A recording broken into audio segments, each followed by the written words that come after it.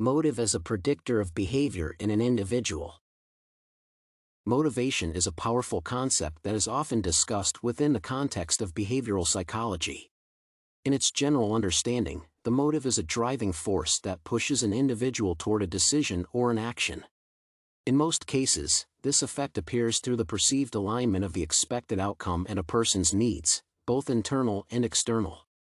In a way, those needs become an indispensable component of motivation, as individuals create imagery of an ideal situation in which these needs are met in their minds.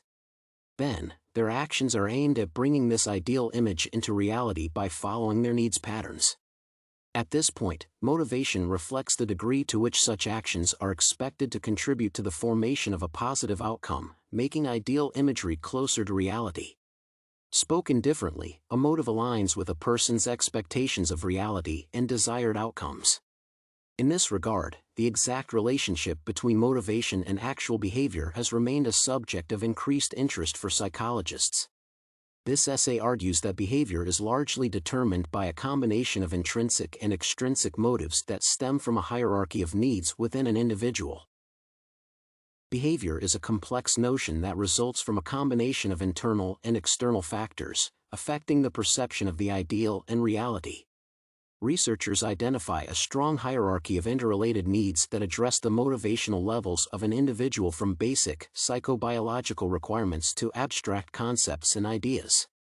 One of such hierarchies has been proposed and developed by Henry Murray in 1938. In his classification, Murray provides 6 key categories of needs that interact within the mind of an individual, prompting them to behave in a certain way as a result. The list of these categories comprises ambition, materialistic needs, power, status defense, affection, and information. The purpose of this classification is to reflect the various sides of life that complement each other, creating a fuller image of it. Furthermore, this imagery does not fully reflect the present state. Instead, the needs reflect the inconsistencies between the current perception of reality and its ideal state desired by the individual. Motivation is born through the willingness to converge the two versions, bringing the real world closer to the ideal. Nevertheless, the mere presence of the various needs does not fully explain how motivation ties into a person's willingness to commit certain actions. From one perspective, the process is clear, as there are 2 major points of perception and a space between them. One point is the current state in which an individual lives, whereas the second one is the ideal state. By subconsciously comparing the 2 states, a person identifies certain discrepancies between the ideal and the real. In simpler terms, they begin to notice that something is missing from the present that prevents them from enjoying this aspect of life. Thus, a feeling of unfulfillment is created that prompts this individual to act and eliminate the inconsistencies by making their life fuller. This exact feeling may be deemed as the origin of the motive, or the phenomenon that prompts people to think and act in the way they do. However, original motivation does not directly translate into behavior in the form of actions and thoughts. Instead, the process undergoes an important analysis stage, during which the identified needs and stimulated motivation are affected by the inherent psychological features of the individual. In the reverse theory, there is an important categorization of individuals based on telic and paratelic states. These terms originate from Greek, meaning serious and playful respectively. These are not merely brief descriptions of how people are perceived by others. The importance of the Telic-paratelic dichotomy is that it reflects a strong force that affects the behavior and decision-making of an individual. Telic state individuals are concentrated on the ultimate destination of their endeavors. In their case, the most important aspect of behavior is always the outcome of it, rendering the preceding actions irrelevant to a considerable degree.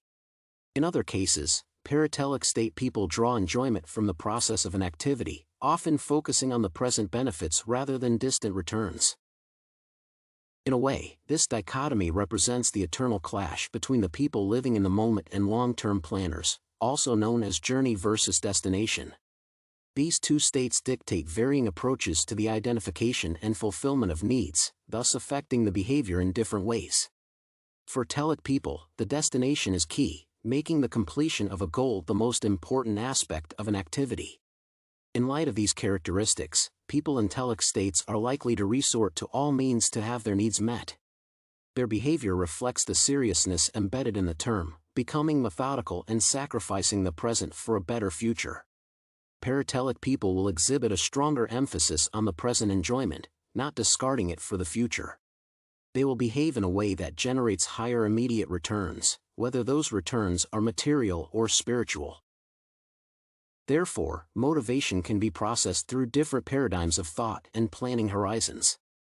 At the same time, the point of a motive's origin can also vary depending on the force that prompts its creation.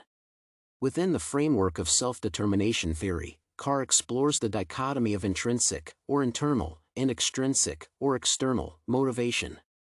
In the first case, the motivation to act is created by the inner sense of enjoyment, fulfillment, or necessity.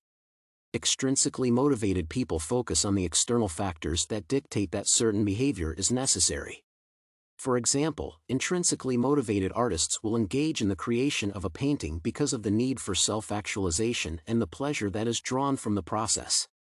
In the case of extrinsic motivation, art is created because there is a demand for it, and the piece needs to be sold to provide the artist with money. Carr argues that intrinsic motivation is stronger than extrinsic one, accounting for better performance and results. Intrinsic motivation is drawn from the core of a person's mind, becoming their inspiration in its true sense. Ultimately, behavior is a complex phenomenon that is influenced by an array of interrelated factors. First of all, it originates with the needs of a person that can vary in terms of categories and their hierarchy. Needs are the inconsistencies between the preferred and the present state that create this original intent to change the situation within an individual. This force is then processed through the particularities of a mind, acquiring a telic or paratelic vision. Then, the ultimate influence of motive on behavior is determined by the former's point of origin.